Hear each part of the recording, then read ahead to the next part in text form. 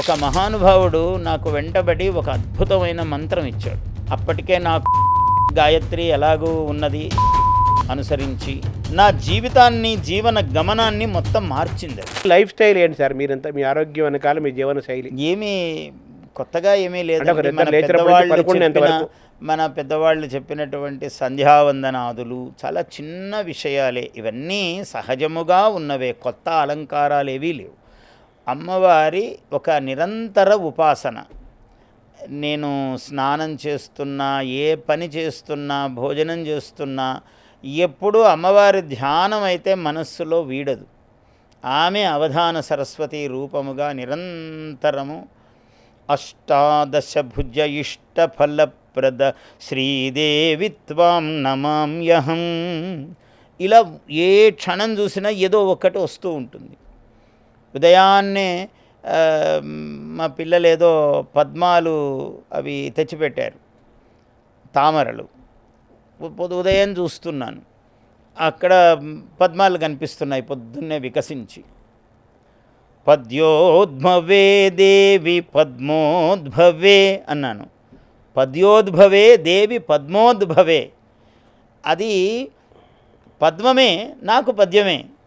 మనకేం కావాలో అది ఏదైనా కావచ్చు. ఏ రూపమైనా ముఖం కనపడితే కూడా అది పద్మముగా కనపడవచ్చు, పద్యముగానే మనకు భాషించవచ్చు. అందువల్ల మీకు ప్రతి పద్మంలో పద్యం కనిపిస్తుంది, ప్రతి పద్యంలో పద్మము కనిపిస్తుంది. అంతే కదా. ఆమె ఆసనమే కదా, కమలాసన కదా ఆమె మహాతల్లి. శ్వేతపద్మం మీద కూర్చుని ఉన్నది. అందువల్ల ఎప్పుడు పద్యమే మనకు ఆధారము. అంటే మామూలు మీ పొద్దున లేచినప్పటి నుంచి యోగాసనాలు వేయటము, ప్రాణాయామాలు, ఇటువంటి సాధన మీది ఎలా తెలుసుకుందామని. నాకు మొదటి నుంచి, అంటే ఇప్పుడు నేను అన్ని చెయ్యకపోవచ్చును, వాస్తవమే మనం మాట్లాడుకోవాలి. కానీ నా జీవన ప్రయాణములో ప్రారంభము నుంచి కూడా ఎన్ని గంటలకు లేస్తారు? 2:30. ఒక మహానుభావుడు నాకు వెంటబడి ఒక అద్భుతమైన మంత్రం ఇచ్చాడు. అప్పటికే నాకు గాయత్రి ఎలాగూ ఉన్నది, జన్మను అనుసరించి పితృప్రసాదముగా. ఈ కాక ఇంకేదో చండీ ఇవి చేసుకోవటం అలవాటు ఉన్నది. ఇవి కాక ఒక ఆయన వెంటబడి ఒక మంత్రం ఇచ్చాడు. ఇది నాకు వద్దయ్యా అని కొన్ని నెలల పాటు ఆయనకు అడ్డు చెప్పాను. కానీ ఒక 3 నెలల పాటు వెంటబడి ఇవ్వనే ఇచ్చాడు ఆయన. నా జీవితాన్ని, జీవన గమనాన్ని మొత్తం మార్చింది అది. ఆ మంత్రం మీ వెంటబడింది. అంతే. అది అనుగ్రహ రూపముగా అది సిద్ధ సారస్వతం అన్నాడు. సరస్వతి సిద్ధి అది, ఆ సిద్ధి మంత్రం అది. ఇది 3 నెలలు జైవయ్యా అన్నాడు ఆయన మహానుభావుడు.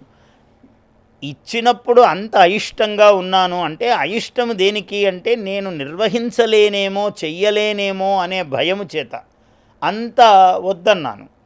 కానీ ఆమె వద్దన్నది వృద్ధి అయి కూర్చుంది, సిద్ధి అయి కూర్చుంది, అనుగ్రహశాలిని. 7 సంవత్సరాలు అకుంఠితంగా చేశాను నేను.